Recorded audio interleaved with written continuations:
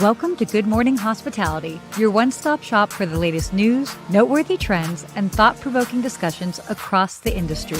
From hotels to short-term rentals to all things travel and hospitality, you'll find each episode equips you with the information that you need to start your week. Join us on Good Morning Hospitality every Wednesday, wherever you get your podcasts.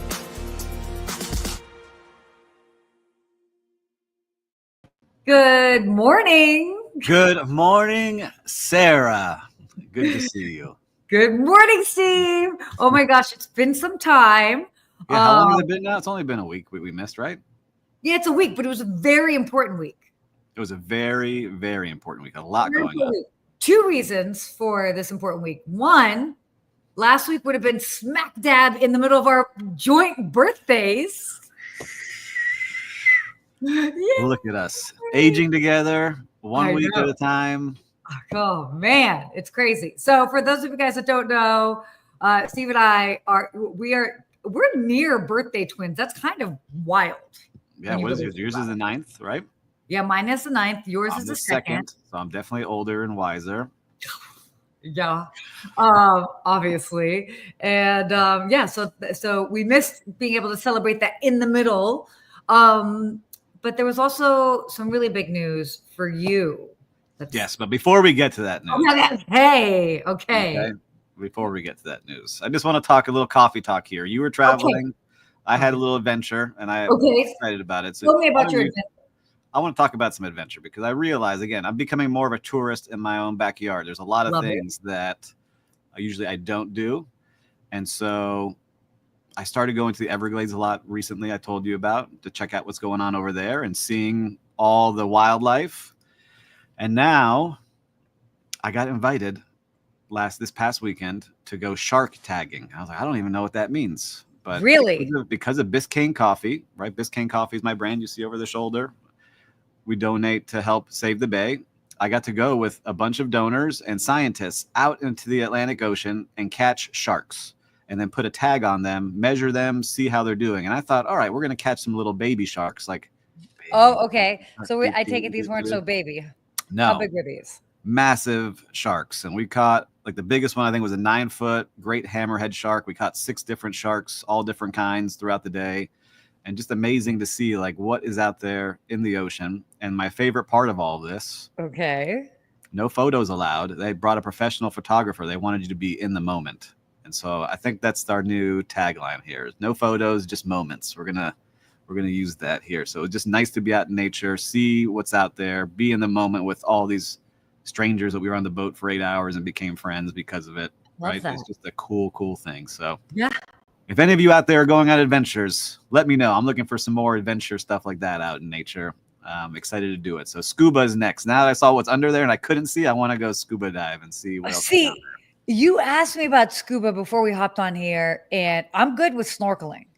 I don't know how I would feel. It's almost like you're confined, if I feel like. But I feel and it's funny. I don't know if it's something with, dare I say, with age, but I feel like I used to be fine with heights. Now I'm like, ooh, I would. It would be hikes really on mountains.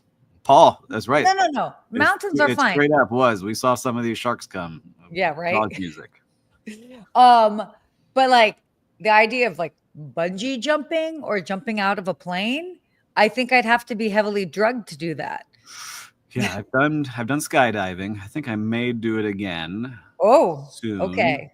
Right, you come down. We'll come jump out of a plane. Oh my God! Oh goodness! Oh man, that's crazy. Oh, thanks, Christelle. That's so sweet. What the heck, Christelle? Nothing for me? Yeah, it was Steve's birthday 7 days before me. Sarah's a special one. No. Definitely not. Anyway, that was my adventure this weekend. So I like that. But you were traveling again. You were in some fun places. I was like, where was I this weekend? I was home this weekend. But it's been this past month. When I look back on the past 5 weeks, oh my goodness, it has been crazy. So I was very glad to be home this weekend and just take it easy. I've got a couple more trips happening in the next 2 weeks, and then I'm going to be home for a while, which I cannot wait for. So, it was like the last week was, I think the I don't know if I'd say the icing on the cake or the straw that broke the camel's back as far as the straw that broke the camel's back. I think that's you get some fun trips coming up. Like I have to go. I'm going to High Tech. So if anyone's going to be at High Tech, let me know. I'll be there. A lot of people are going to be at High Tech. Thank you, Christelle. Now we're friends. Now we. Yeah, obviously. Yeah. You guys enjoy Indianapolis. I'll be in Croatia. Yep. It's a little different. A little different. I've never been, so maybe there's something cool there. We'll find out. I thought you were saying maybe there's something cool in Croatia. I was like, Indianapolis. Yeah, you're gonna have a lot of fun. High Tech will be great. I know you were with Will, our producer, who's backstage in New York City, so it's always good to see you. There they are. That photo. Oh my gosh. Looking healthy and happy, both of you. Concierge after hours. There we go. Christelle, we're not making you feel bad. It's all good. Oh, good old Steven Sinclair. All right, High Tech. Have you guys met before? We've talked on the phone a bunch, but well, you guys definitely need to make a point to meet in person. I'll be there with my clients' real-time reservation, so I'll be over there with them, booth 1021, and I'll be floating around. So come on and say hello. I think I'm bringing some podcast gear, so we can talk offline. Maybe I'll do. Oh my gosh! Who knows? We'll see what happens. Yeah, good times. Anyhow, good. All right. But wait, before, okay, we do have to talk about this. This is huge news, and it has to do with you. Yeah, so I'm very excited. We were going to announce this last week, but we saved it for this week for all of you here watching live. I've been working for 2 years on a very special project. And if you've been following along on my socials, I've been talking about the journey, but finally I can announce it now. I am building a landscape tropical resort here in Miami, and it's called Bahia. Bahia is going to be 20 units. You see the units here on screen. Very beautiful. You're going to be in a tropical wonderland with wellness, and we're focusing on agritourism. It is an active farm right now. We just signed a 25-acre property. It's an active farm. It has lychees and mangoes and papayas and bananas and all these things already growing there. Now we're just going to make it even better and bring this whole unique experience to South Florida. We're the first ones to do it. We have our zoning approval. Now we're starting to get everything else lined up, but we have fantastic partners that I want to mention. So, originally it was going to be on my own. Now we've got a great team. Some of you may know him. He is, I call him the poster boy of this kind of development. His name is Ben Wolf. And Ben Wolf is the founder of Onera and Owasi. And Onera is in Texas, where he's built these kind of resorts already. His unique stays, tree houses, all different kind of things. We've got Banks Chisholm, who built those places for Ben as a partner. I've got my partner, Victor Feria, who runs our hospitality management company, Tangy. And then we've got Ed Haynes, who builds these beautiful custom units. All of us are on the same team as part owners of this project. So it's going to be fantastic. We start building in November is the timeline. So as of right now, November, and we are looking for probably 1 or 2 more investors. We already got the majority of the money raised, but if you want to be a part of this and say you're a hotel owner, you can invest now. Let us know if you're interested. Contact me. So that is the big news. We'll put that on screen one more time. Show the beautiful Bahia project to everybody. Wait. Yes. Appreciate it.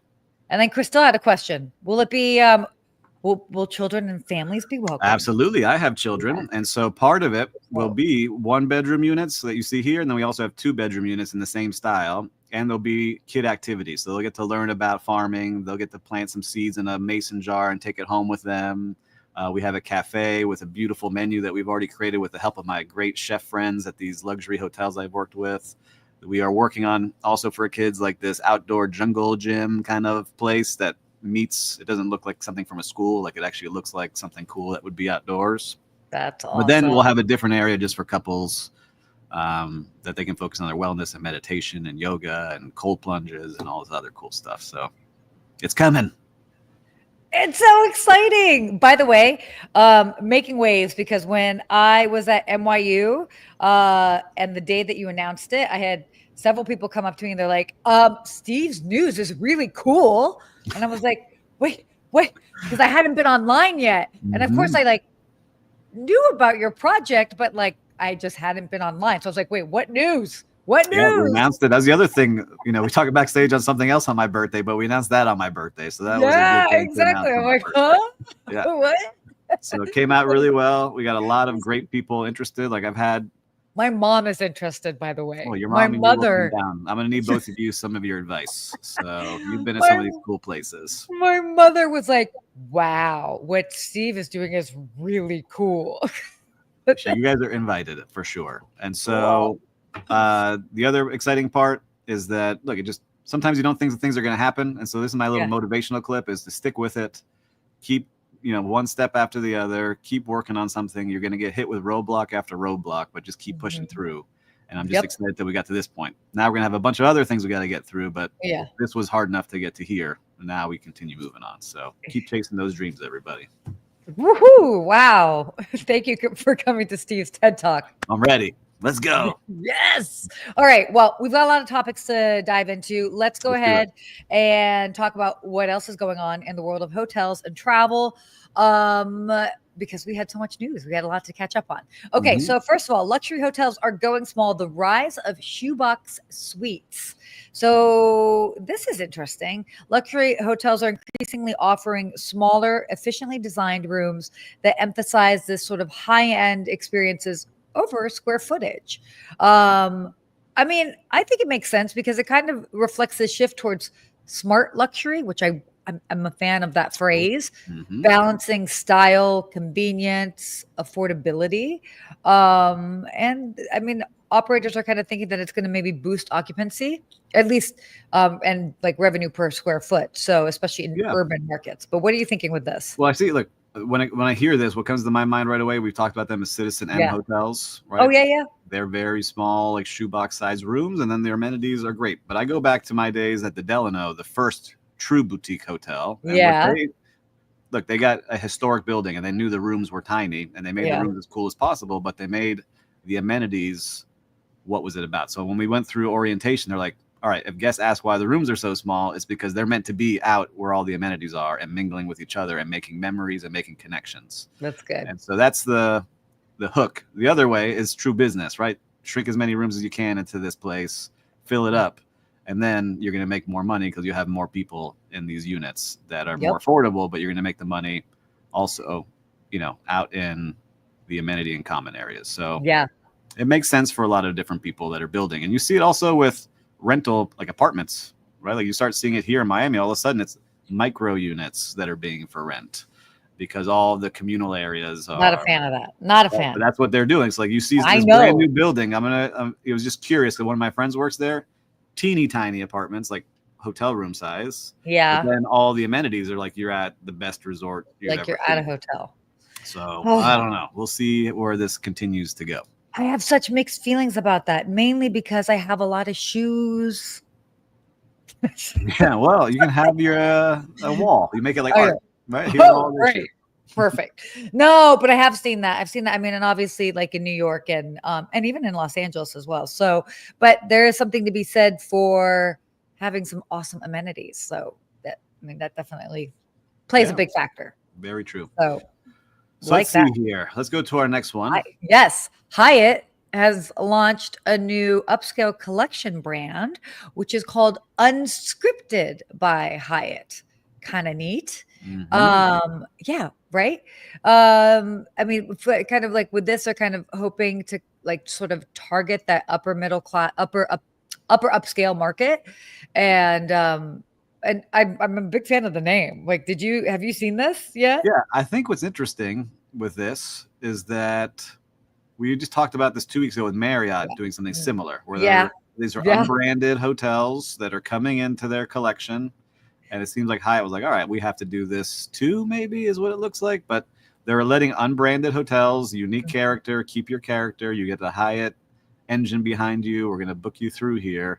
But they're launching this to make sure they get lifestyle-driven travelers to expand their global reach is what they're saying. So people want unique. They want more places. It's hard to build unique places. And so now they're letting more and more people come into that program. Yeah, and I like that they're kind of seeing it as like almost filling that gap between like their existing lifestyle as well as their luxury offerings. So, I mean, they just bought the Standard hotel, right? They just bought Standard. they're making a big push in their lifestyle. Like the Hyatt Andaz Miami Beach just opened here, who I happen to work with as well as a client. And that's very unique. And they're pushing that brand very heavy. And it is a beautiful, beautiful product. Like it doesn't, when you think Hyatt, you don't think of this place. Like it is very unique and it stands out, very artistic. And I like where they're going. The Andaz brand is a really, really fun brand. And it's cool. I've been lucky to go to several urban locations, but then also their resorts. And you went to the resort one that looked beautiful. Where was that one? Costa Rica? Costa Rica. Yeah. The Andaz Costa Rica is fantastic. So yeah, again, and I live right down the street from the Andaz here in West Hollywood. They always have cool things that they're doing with different artists, different activations. And I mean, it's the former Hyatt here in LA. So there's definitely a fun party pool scene, but again, each one is so different and unique. But they really do a good job as far as with leaning into the art aspect of things. Very cool. Which is cool. All right. Well, look, we're going to do something unique here. Will Slickers, if you're in the back, I see your message, right? Yeah. Are we have to tighten up our show? We need to be done in 15 minutes. You can hop on and tell us yes. Why don't you say hello to everybody? Come say hi. We can. Good morning. I'm not ready to be on camera. My gosh! So. Oh my god! Where's your makeup? Get his makeup on. Stop! All right. So we need to tighten up. You're done. No, you guys are great. You're doing great. So keep going. Crush it. That's what's happening behind the scenes, guys. In case you didn't know. Behind the scenes, BTS. Okay, so we've got a couple others here that we can quickly kind of go through. So Marriott has been eyeing sort of these budget conscious travelers, as they should, considering the state of things. $100 rooms, $100 a night. By the way, I remember how like many months ago we were talking about the rise of the $1,000 a night room, and now we're talking about. I don't even know when the last time was I stayed at. Actually, I do know it was in Carson City. But aside from that, I don't know. I don't know when I've stayed at a place that was $100 a night. I mean, that's crazy. It's funny because I was just talking about this yesterday with my short-term rental team or my hospitality management team, and we were looking. A lot of the prices in the short-term rentals in nice units have dropped under $100 because there's so much supply in certain areas that now this off season here in South Florida, you can like live in one of these if you really wanted to for not much. Oh, and so I'm starting to see that, right? Even like if I do a search how I look, I was like, all right, let me see the resorts, how they're doing. Yeah. The resorts are still hanging in there in the $499, $550. Slick Talk sighting. Yes. He's here. So I understand like Marriott, all right, let's build something that we can get these people in because people are looking for affordability in these places. Mm-hmm. What I would caution is to make sure sometimes you get some bad actors under that $100 mark and it gets a little, how I like to say, less traveled folks. It's the riffraff crowd. I'll say that. They bring their grills and do different things like I've seen it when we go through renovations. Grills, No, like grilling out on balconies. I'll never forget 2 times we've been to renovations at 2 different resorts, and we would drop the rate to like $99 just to fill it while it's under renovation. No. People were like grilling on the balconies and getting in fights in the lobby, over consuming, right? Bringing a bottle of Bacardi rum to breakfast on their table at a beautiful buffet. So you have to understand what will happen, and we see it in the short-term rentals too. If you go below a certain threshold. All of a sudden, it gets a little rowdy in those places. So, I think there was a while. I mean, this was a while ago. Like when I was at the London, let's just say, like ADR was like $399 or something like that. And then I remember when we dropped down. I forget what was going on. $199, like $150 is usually that rate where it gets a little crazy. The difference even between $399 and $299, going below the $300 a night threshold, it was wild what I saw, just the difference. And then I remember when we then bounced up and then it was like $445 and then or $449 and up. But yeah, makes a difference, that's for sure. Yeah, it's true. But I'm excited to see where this goes because if it's good and they do a good job, I think a lot of people will use it. Yeah. Okay. Airports. We're going to keep this going because we got topics. Oh, wait, did I not? I just dove right to the next topic. Where's your transition? Where's your pro transition? That was not. We were doing an abrupt transition. All right, go ahead. Let's go. So U.S. Customs and Border Protection, they are going to be introducing new biometric facial recognition and other technologies at major airports. So what's kind of cool with this is that they're hoping that this will expedite passenger screening and enhance security. By the way, I find this unusual because I already do that when I go through at LAX. I don't have to take out my ID. I actually have 3 options that I don't have to take out my ID. Delta has a digital ID where they just scan my face. I also have Clear. They just scan my face. Yeah, like Clear. And then and so what they're saying is that the actual TSA pre-check is now basically going to be leaning into that, because when I'm in that line, I'm always like, which one is the fastest? Because I'm like, I can go any which way. And it definitely makes things a lot easier when they just do the scan of your face. So I think we'll be seeing more of that around. Yeah, I need to do yours. I only have Clear. I like Clear. I use it all the time with my traveling, and with the kids, it's even easier. So yeah. Oh, sure. I didn't use it at Border Patrol, though. I didn't realize. I saw it after I went and I waited in line. I didn't see it. It wasn't clear that Clear was there. But yeah. Next time.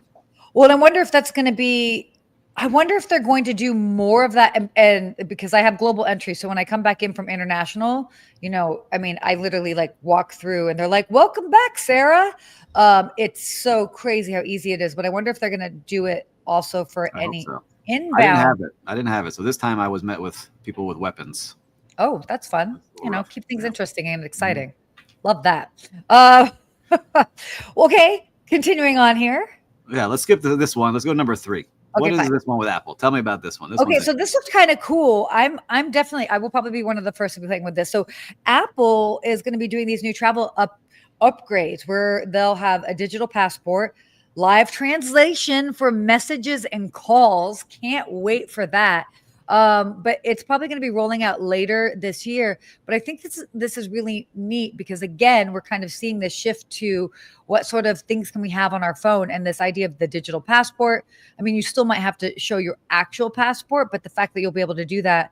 I have a digital driver's license on my phone. Oh, you do? I do because they were rolling out it was a new program in California that they were testing it out. And so I was part of the group. Of course, I was part of the group to test that out. So it's interesting that they're leaning into this and then to see who is going to accept it. But I really kind of like that. We're going to have everything on our phone. Everything's on the phone. It's amazing. I always look at like the grandparent level. So as the grandparents are able, like I watch them in the airports, like they're using their phone to put their, tickets and pay for stuff and do things. Like now everything's attached to that phone. It's amazing. Totally. How much we have it on there. And we see it directed by David. Good morning. What was he saying? So someone who's adopting AI, is AI being used in the hospitality industry yet? Very big question here. I mean, I use it all the time and hotels use it. I've been talking to more and more people. Like 2 years ago, not many, more and more now. As somebody that goes to all these conferences, that's the only thing that people talk about. And here's the thing.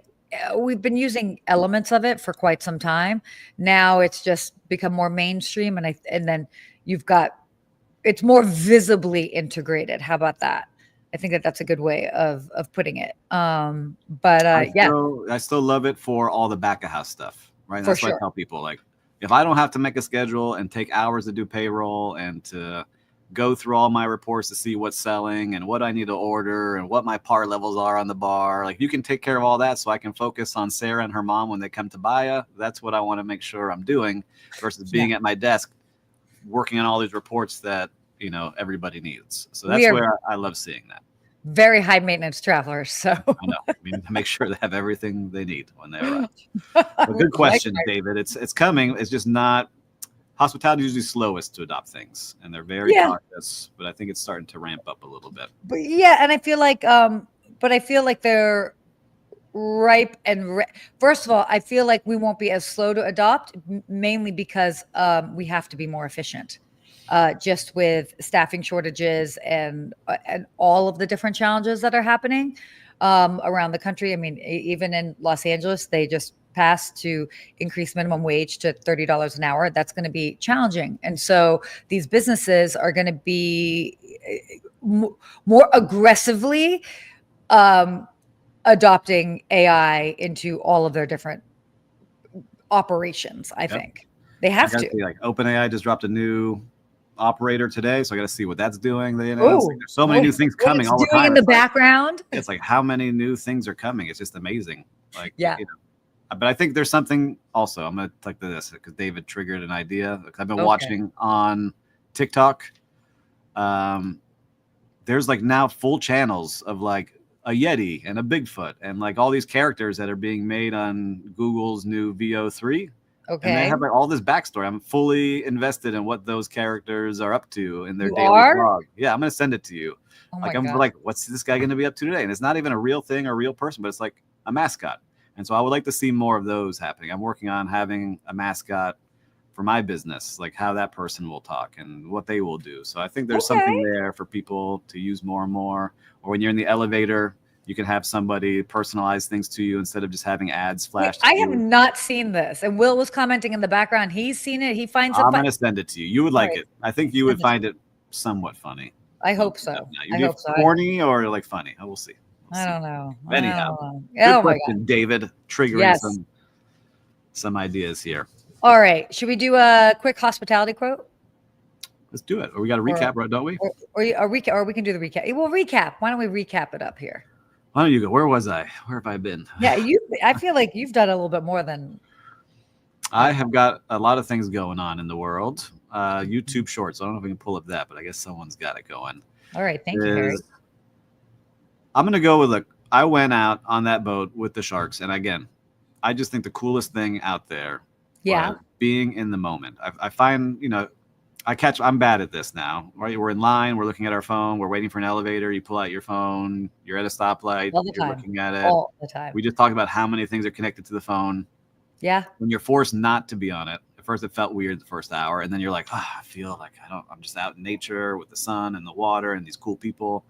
I want to figure out how to do more of that. And I think I'm going to work on that. Maybe it's dinners. Like someone mentioned having like these Jeffersonian dinners where Thomas Jefferson used to bring in interesting people and you had to talk about interesting things that's not about work or solving a problem together. So maybe I do something like that without phones. I'm going to work on that. If you want to come to one of those, people, you let me know. Maybe it's 10 people at a nice place down here in Miami Beach. I'll come. I'll be there. I'll definitely be there. My real-time recap. What will I quickly say? Last week I ended up staying at a hotel that was my second time staying there in New York City. Not a fancy hotel, and they remembered me. I actually got there at 2 a.m. Wow. Now you understand why I was like the straw that broke the camel's back. But they were so cute and I reached out. I was like, please don't give away my room. I can't deal with this today. And they're like, no, we're expecting you. And they couldn't have been sweeter. And that's simple. That's basic. That's how it should be. But it was like so appreciated just because of the late hour and the crazy day I had just to get there. I'd been at the airport twice that day. So shout out. There was the Spring Hill Suites in Times Square. You like that? Yeah, they were great. So I'm a big fan of them. They get the job done. So you stayed there in Vegas or something one time? You stayed another. I did. I stayed. Okay. So I stayed at the one in Vegas, and that's like a new build. I absolutely will go back there for sure. Staying off the strip, 100%. So I tried different places, and I was like, whatever. Suites, you got a new influencer. Let's go. I know, right? This girl with her luxury background loves her Spring Hill Suites, but sometimes it gets the job done. You know what I mean? It just depends. Yeah, really nice. You know what? Actually, a quick thing, and then I know that we will wrap up. At NYU, we were talking about this as far as the different trends and the big brands. I was at the CEO panel, and they were talking about, especially leaning into all of these different types of hotel chains, is that there's no one type of traveler all the time. Like sometimes you're going to need that like minimal option to stay at, like a Spring Hill Suite. Sometimes you're going to need something that's going to be more luxury. You're traveling for business. You're traveling with your family. And so it was cool to hear them talk about that. It's like their goal with their portfolios is that they've got something for all the different ways that you travel, which was just nice to hear. I mean, it makes sense, but it was nice to hear them put that out there. And I see it all the time with myself. That I'm like, hey, for this type of trip, it's perfect. We just saw it, $100 a night, Marriott, up to their thousands and thousands at St. Regis, right? So totally. I mean, I would try one depending on the market. Indianapolis. Here we go. Okay. Why don't we do our quick hospitality quote? Because we got to go. We got Will in the back who's got to pop off. Excellence is not a skill. It's an attitude. Yeah. That's what we were just talking about at the beginning and top of the show. That's what it is. You can choose that mentality. It really is. How are you going to bring that attitude today? Are you going to have a down attitude with what's going on in life? Or are you going to look for the positives? So yeah, it's hard to do every day. Like I woke up a little cranky, but it's all right. We're going to shake this off and we're going to find the positives and go. It must be a Gemini thing. I woke up kind of cranky too. Maybe I'm a little behind on work and I'm annoyed, but it's all right. Me too. I mean, shake off the crankiness. We get the work, right? We have that work. We are allowed to. We have that business coming in, or you and I would be both back at a hotel. Yeah, There's nothing wrong with that, but we would not be able to do this podcast for you and do all the fun things that we get to do. This is very true. Very true. Grateful for the work. Exactly. So I feel like we're here. We're at a wrap of our show for today. 30 minutes and 45 seconds right there. Well, everybody, great show. Go check out Baya on our profile here. Thank you for checking out our new resort, and we're excited to have you there once we open. Exactly. And if you're at High Tech, go find Steve. And yeah, I won't see you there. And if you're in Croatia, go find Sarah. If you're in Croatia, reach out to me. All right. We're signing off. Get a book too. We're selling everything. No.